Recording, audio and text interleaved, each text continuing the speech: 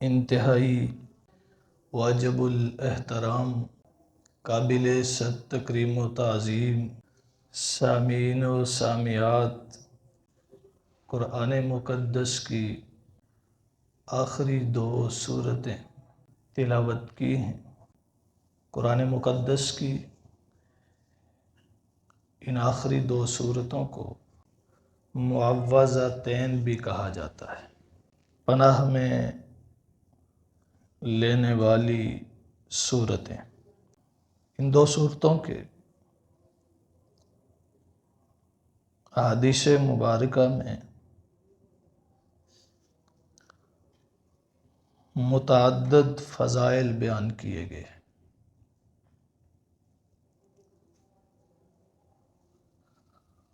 نبی مکرم صلی اللہ علیہ وسلم نے فرمایا،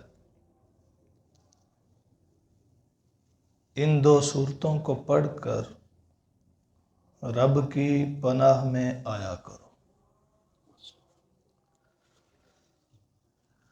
حضرت عائشہ رضی اللہ تعالی عنہ فرماتی ہیں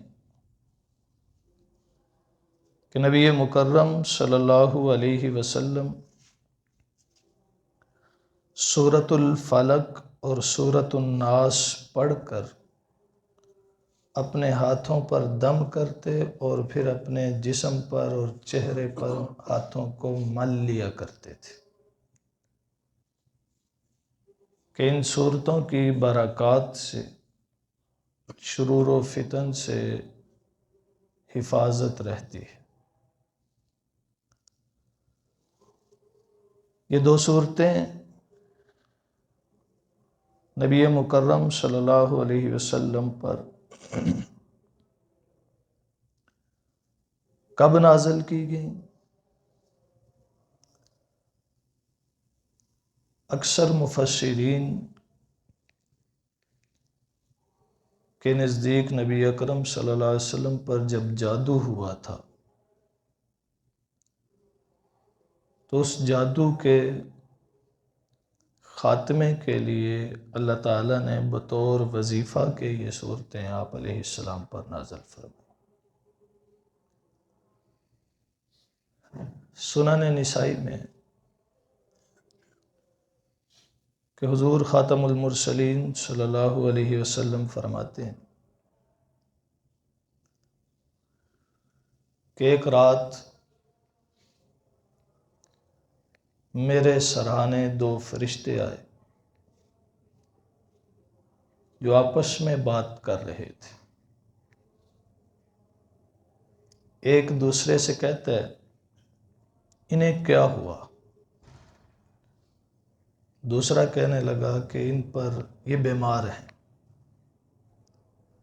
پھر پہلے نے پوچھا کیا بیماری ہے؟ دوسرا بول کے کہتا ہے کہ ان پر جادو کیا گیا ہے۔ پھر پہلے نے سوال کیا کس نے کیا؟ دوسرا فرشتہ بولا کہ ان پر لبید بن عاصم یہودی نے جادو کروایا۔ پھر پہلے نے پوچھا کہ اس کا ازالہ کیسے ہوگا؟ دوسرا بولا کہ وہ جادو کے آلات فلاں کنویں میں پڑے ہیں، وہاں سے اٹھا کر ان کو کھولا جائے تو جادو کے اثرات ختم ہو جائیں گے۔ پھر نبی اکرم صلی اللہ علیہ وسلم نے اگلے دن چند صحابہ کو وہاں بھیجا اور ایک روایت میں آتا ہے خود وہاں تشریف لے گئے اور کنویں سے آلات جادو نکلوا کر جن میں کنگھی کے دندانے اور نبی مکرم صلی اللہ علیہ وسلم کے کچھ بال تھے اور ایک دھاگا تھا جس پر گیریں لگی ہوئی تھی، آپ علیہ الصلوۃ والسلام ایک ایک آیت پڑھتے جاتے تھے اور ایک ایک گرہ کھولتے جاتے تھے۔ جب آیات مکمل ہوئیں، دھاگے کی گیریں کھل گئیں تو نبی علیہ السلام پر سے جادو کے اثرات ختم ہو گئے۔ تو یہ جادو کے اثرات زائل کرنے کے لیے اللہ تعالیٰ نے نبی علیہ السلام کو تعلیم فرمائی تھی۔ پھر یہاں سوال ہوتا ہے کہ نبی مکرم صلی اللہ علیہ وسلم پر جادو ہو سکتا ہے؟ اس سے قبل یہ جاننا ضروری ہے کہ جادو کہتے کس کو ہیں، جادو ہوتا کیا ہے، جادو کی حقیقت کیا ہے۔ جادو شعبدہ بازی، معجزہ، بظاہر یہ تینوں چیزیں ایک سی معلوم ہوتی۔ حضور خاتم المرسلین صلی اللہ علیہ وسلم کے ہاتھ میں پتھر کلمہ پڑھ رہے ہیں، خرق عادت ہے۔ موسیٰ علیہ السلام کے سامنے فرعونی جادوگروں نے رسیاں پھینکی، سانپ بن گئے، جادو ہے۔ ایک آدمی ہمارے سامنے ایک ڈبے کے نیچے انڈا رکھتا ہے، پھر ڈبہ اٹھاتا ہے، اس میں سے کبوتر نکل آتا ہے، شعبدہ ہے۔ لیکن یہ تینوں چیزیں وہ ہیں جو خرق عادت ہیں، جو معمول سے، عمومی نظر سے ہٹ کر ہے۔ ان میں تفریق کیسے ہوگی، فرق کیسے ہوگا؟ اگر کوئی خرق عادت کام نبی کے ہاتھوں ہو تو وہ معجزہ ہے۔ انبیاء علیہم الصلوات والتسلیمات سے اللہ تعالیٰ مختلف خرق عادت کام کرواتے رہے۔ حضرت عیسیٰ علیہ السلام نے مردوں کو زندہ کیا، یہ معجزہ ہے۔ مادرزاد اندھوں کی بینائی لوٹائی، معجزہ ہے۔ پرندوں میں اپنے ہاتھوں سے مٹی کے پرندے بنا کر پھونک ماری، وہ زندہ ہو کر اڑنے لگے، معجزہ ہے۔ ابراہیم علیہ السلام آگ میں صحیح سلامت رہے، آگ ان کو جلا نہ سکی، معجزہ ہے۔ تو یہ انبیاء کے معجزات کی طویل فہرست ہے۔ اگر کسی نبی سے خرق عادت فعل صادر ہو رہا ہے تو اسے معجزے سے تعبیر کیا جاتا ہے، معجزے سے موسوم کیا جاتا ہے۔ اور اگر کسی ولی سے خرق عادت فعل ہو تو اسے کرامت کہا جاتا ہے، کہ اللہ کا ولی ہے، کوئی ایسا کام کر کے دکھایا جو عام نظر سے ہٹ کر ہے تو اسے کرامت سے تعبیر کرتے ہیں۔ جادو اور شعبدہ، اگر غیر ولی غیر نبی ہیں تو پھر وہ جادو ہوگا یا شعبدہ۔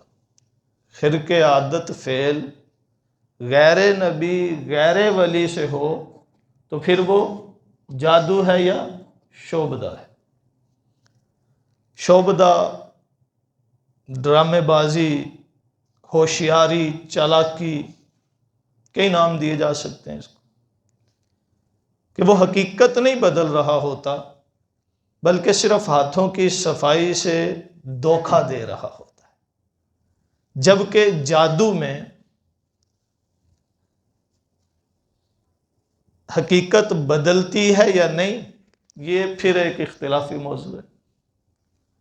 لیکن نظروں کو ویسا دکھ رہا ہوتا ہے جیسا جادوگر چاہتا ہے، اور لفظ جادو اسی حقیقت کے برعکس دکھائی دینے والی چیز کے لیے ہی بولا جاتا ہے۔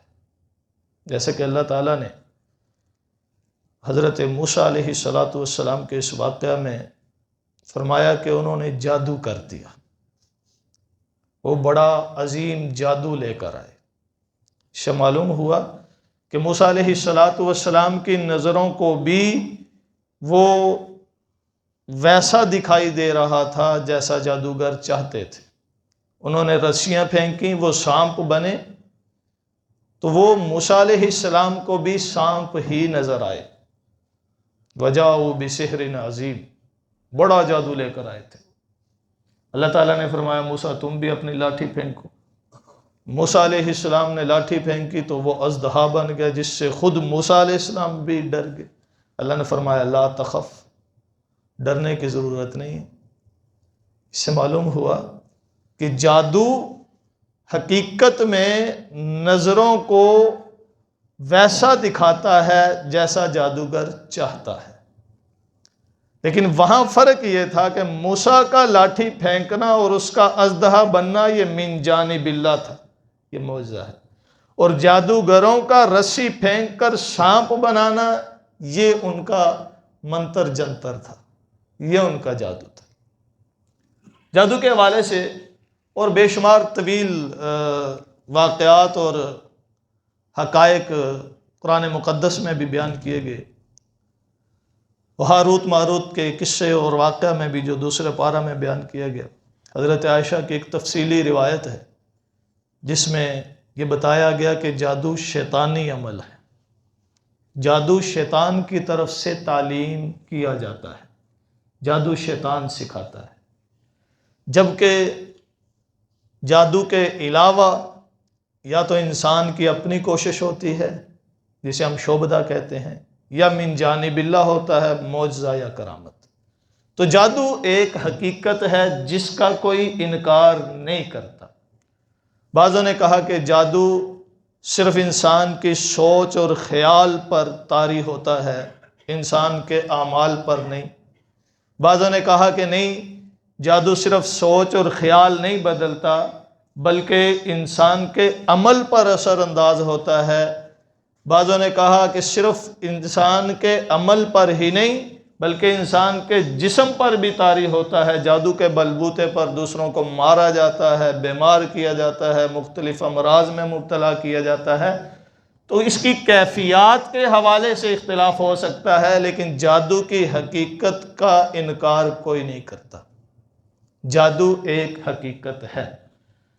یہ کتنا اثر انداز ہوتا ہے، یا صرف خیال پر اثر انداز ہوتا ہے، انسان کے اعمال پر اثر انداز ہوتا ہے، یا انسانی اجسام پر اثر انداز ہوتا ہے، آج اس حقیقت کو دیکھا جا سکتا ہے، پرکھا جا سکتا ہے۔ بہتوں کو عام مشاہدے میں آیا کہ جادو کے بلبوتے پر کیا سے کیا کر دیا، نہ صرف سوچ اور فکر بدلی، نہ صرف اعمال بدلے، بلکہ جسمانی طور پر بھی لاغر، نحیف، کمزور کر کے رکھ دیا۔ حضور خاتم المرسلین صلی اللہ علیہ وسلم پر جادو ہوا، اس کا بھی بعضوں نے انکار کر دیا کہ نبی پر جادو نہیں ہو سکتا۔ وجہ یہ بیان کی کہ انبیاء معصوم ہوتے ہیں، اور جادو یہ شیطنت ہے، شیطانی عمل ہے، اور انبیاء شیطان کے شر سے محفوظ ہیں، اس لیے انبیاء پر جادو نہیں ہو سکتا۔ یعنی انبیاء کے اعمال پر، انبیاء کے افکار پر، انبیاء کے اجسام پر جادو کا کوئی اثر نہیں ہوتا، اس لیے کہ انبیاء سارے معصوم ہیں، اور جو معصوم ہوتے ہیں وہ شیطانی اثرات سے محفوظ ہوتے ہیں، ان کے نزدیک اللہ شیطانی اثرات کو آنے نہیں دیتے۔ یہ بڑی دلیل دی کہ انبیاء پر جادو نہیں ہو سکتا، تو معلوم ہوا حضور خاتم المرسلین صلی اللہ علیہ وسلم پر بھی جادو نہیں ہوا۔ جبکہ روایات اور احادیث بکثرت اس بات کی وضاحت کرتی ہیں کہ نبی مکرم صلی اللہ علیہ وسلم پر جادو کیا گیا، اور لبید بن عاصم یہودی نے اپنی بیٹیوں کو، جن کو جادو سکھا رکھا تھا، نبی علیہ السلام پر جادو کرنے پر مامور کیا، اور انہوں نے آپ علیہ السلام کے لیے جادو کیا۔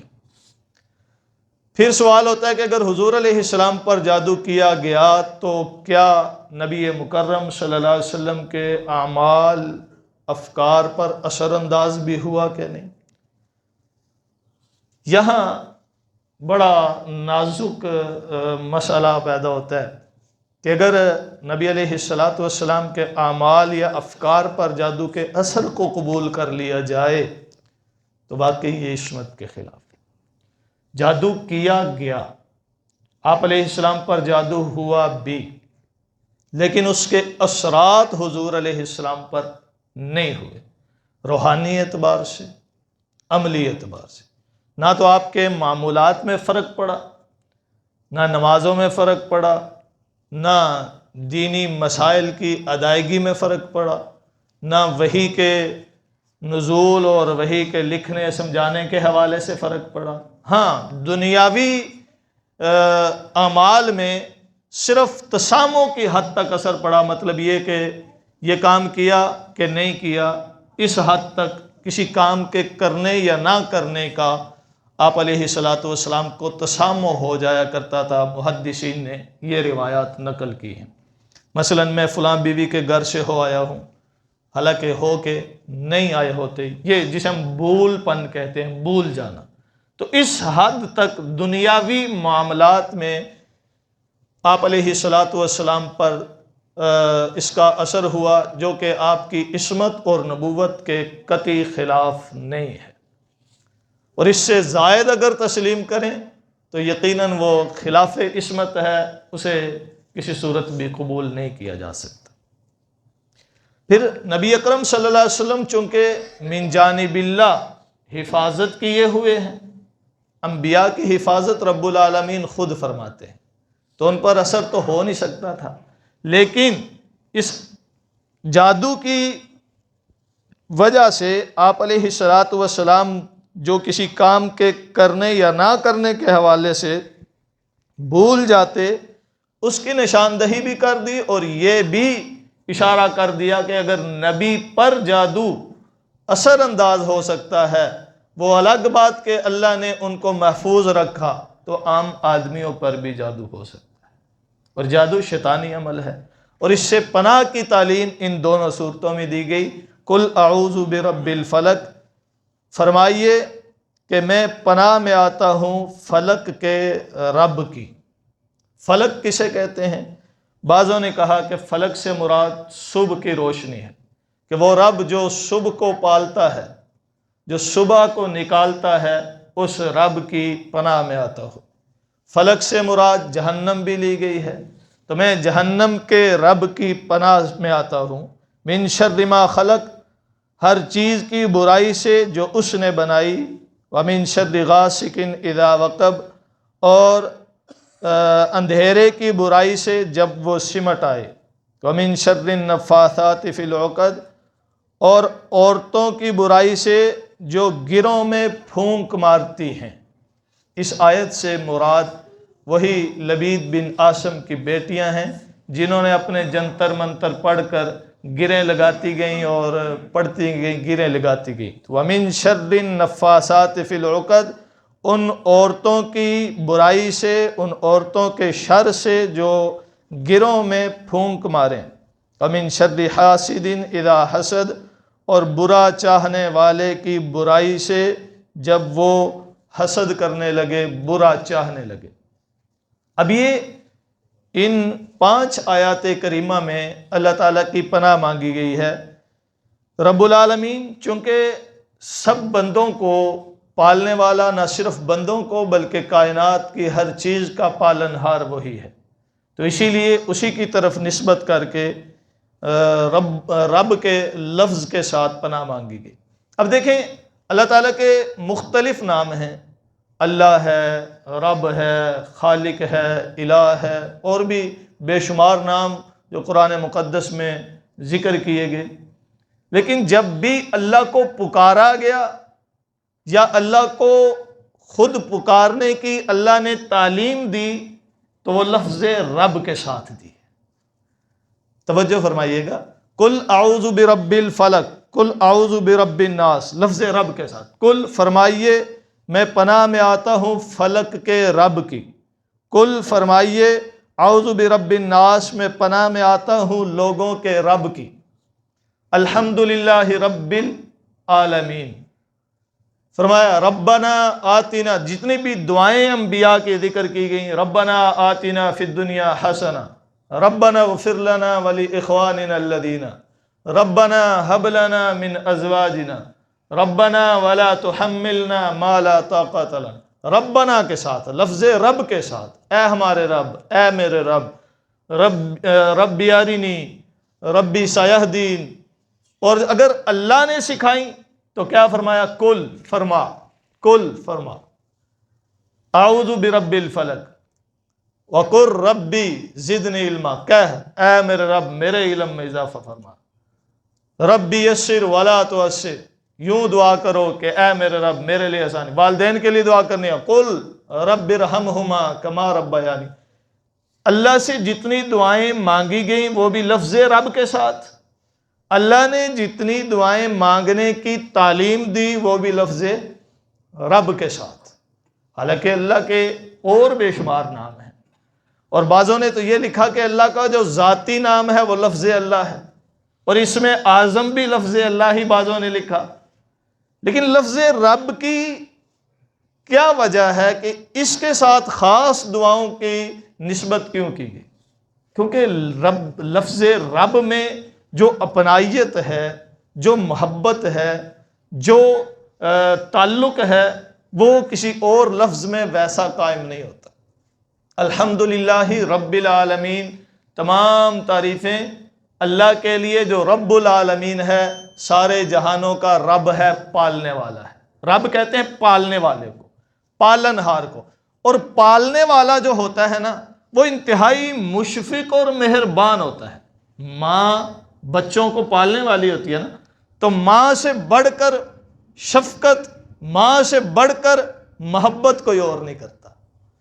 پالن ہار کوئی بھی ہو، چاہے وہ عارضی ہو یا حقیقی ہو، چاہے وہ دنیا میں کسی بھی رشتے کی صورت میں ہو، اس سے بڑھ کر مہربان کوئی نہیں ہوتا۔ اور پالنے میں مہربانی کی انتہا چاہیے ہوتی، پالنے میں شفقت کی انتہا چاہیے ہوتی، اور جو پالن ہار ہوتا ہے وہ غلطیوں سے صرف نظر کرتا ہے، وہ صرف محبتیں نچھاور کرنا جانتا ہے۔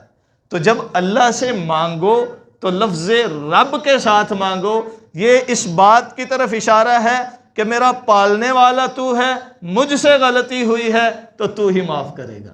یہ اس بات کی طرف اشارہ ہے مجھ پر پریشانی آئی ہے، مجھ پر آفت اور مصیبت آئی ہے تو میرا پالن ہار تو ہے، اس کا ازالہ تو ہی کرے گا۔ تو لفظ رب کے ساتھ مانگنے کا اپنا ہی ایک لطف ہے، اور اسی کی خاص اللہ تعالیٰ نے تعلیم بھی فرمائی ہے۔ دوسری صورت میں قل اعوذ برب الناس، فرمائیے کہ میں پناہ میں آیا لوگوں کے رب کی، ملک الناس لوگوں کے بادشاہ کی، الہ الناس لوگوں کے معبود کی، من شر الوسواس الخناس اس برائی سے جو وسوسوں کی صورت میں چھپ جانے والی ہے، الذی یوسوس فی صدور الناس وہ جو خیال ڈالتا ہے لوگوں کے دل میں، من الجنۃ والناس جنوں اور انسانوں میں سے۔ یہاں بھی پہلی 3 آیات میں اللہ تعالیٰ کی عظمت، اللہ تعالیٰ کے کمال اور اس کی قدرت کا بیان اور اس کے اوصاف کا بیان کیا گیا۔ برب الناس، ایک تو وہ لوگوں کا رب ہے، انسانوں کا پالنہار کون ہے؟ اللہ۔ مالک الناس لوگوں کا بادشاہ کون ہے؟ اللہ۔ الہ الناس لوگوں کا معبود کون ہے؟ اللہ۔ یہ 3 باتوں پر ایمان رکھا ہو پھر اللہ سے مانگے تو یقیناً اللہ تعالیٰ مانگنے والے کو رد نہیں کرتے۔ اس لیے فرمایا جب مانگو تو یوں، اعوذ برب الناس میں پناہ میں آتا ہوں لوگوں کے رب کی، مالک الناس میں پناہ میں آتا ہوں لوگوں کے بادشاہ کی، کہ لوگوں کا رب بھی وہ ہے، لوگوں کا بادشاہ بھی وہ ہے، میں پناہ میں آتا ہوں لوگوں کے معبود کی، اور لوگوں کا معبود حقیقی بھی وہی ہے۔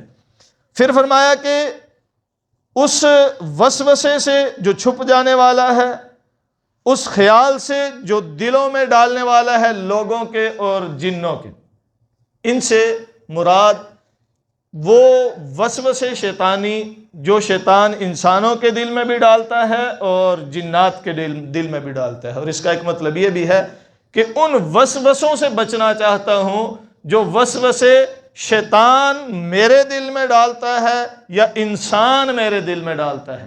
اس سے معلوم ہوا کہ شیطان صرف جنات ہی نہیں ہوتے، شیطان انسان بھی ہوتے ہیں۔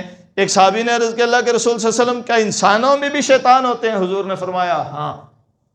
کیوں کہ شیطان کا کام کیا ہے؟ اللہ سے توڑنا، اللہ سے دور کرنا، بندوں کو بندوں سے لڑانا، اور یہ کام اگر کوئی انسان کر رہا ہے تو وہ بھی شیطانی عمل کر رہا ہے۔ شیطانی عمل کرنے کی وجہ سے شیطان میں شامل ہو جاتا ہے، شیطانوں کی صف میں کھڑا ہو جاتا ہے۔